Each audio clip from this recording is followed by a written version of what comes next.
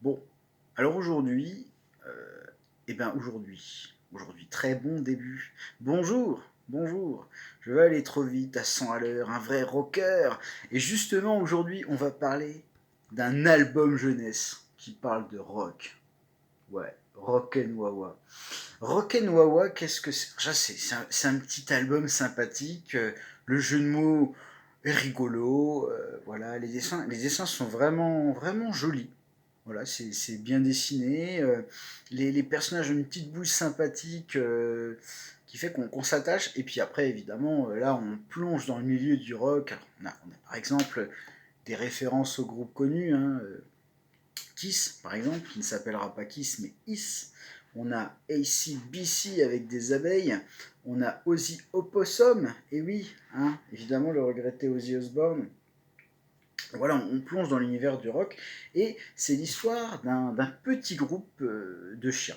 Voilà, donc on a un bulldog, par exemple, on a un teckel, on a un névrier et on a un épagnol. Enfin, une épagnole, c'est une femelle. Et chacun joue de la musique.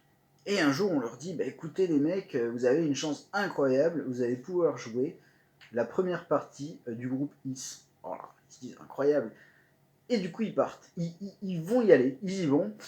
Sauf que ils oublient d'attacher correctement leurs instruments sur leur fameux van, pas le van de Scooby-Doo, mais un van, voilà, van de tournée, et ils perdent leurs instruments. Comment vont-ils faire?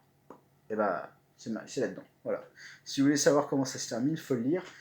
Et puis en vrai, c'est très drôle, c'est très référencé, donc ça parlera autant aux adultes qui connaissent un petit peu le rock, ou même pas forcément, voilà, qui ça pourra parler. Et puis honnêtement, ce qui est bien, c'est que les albums, c'est relativement court à lire. Et ça, c'est pas mal du coup pour une histoire du soir, mais aussi les gamins plus tard, quand ils auront envie de lire, parce que les gamins aiment bien relire, relire, relire, encore relire, voilà, pour se réapproprier, pour s'approprier le livre. Donc ça, c'est une des forces des albums. Alors oui, effectivement, certains peut-être oseraient dire, mais il n'y a rien à lire. Bah oui, Polo, c'est un album, forcément, il y a des dessins. Mais bref, c'est pas le sujet. En revanche, c'est une très très jolie histoire. Moi, j'ai passé un très bon moment de lecture. Ça m'a fait sourire, évidemment. Je connais quand même un peu le milieu du rock and roll. Et j'ai beaucoup aimé les références, j'ai beaucoup aimé les personnages. L'histoire est bien trouvée. C'est très court, mais c'est très sympa. C'est très cool. Et je pense que si vous cherchez un album jeunesse nouveau, voilà, bah, honnêtement, celui-là, ça va faire partie des albums que je vais recommander parce que c'était très rigolo et très sympa. Et voilà, ça s'appelle Rock'n'Wawa, donc de Sally Barnes et Anil Tortop. Évidemment, alors ça doit être américain ou britannique américain. Je sais plus. Je sais plus.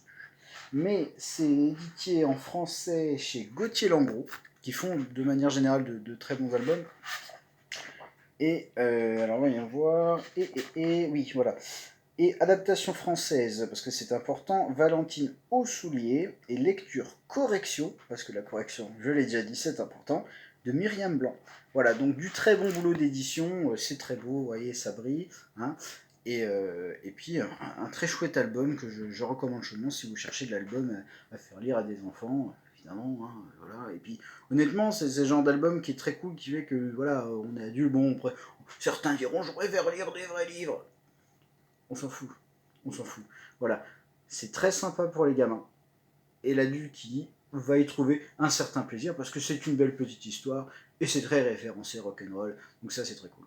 Voilà. Sur ce, je vous dis bonne lecture et vive le rock'n'roll!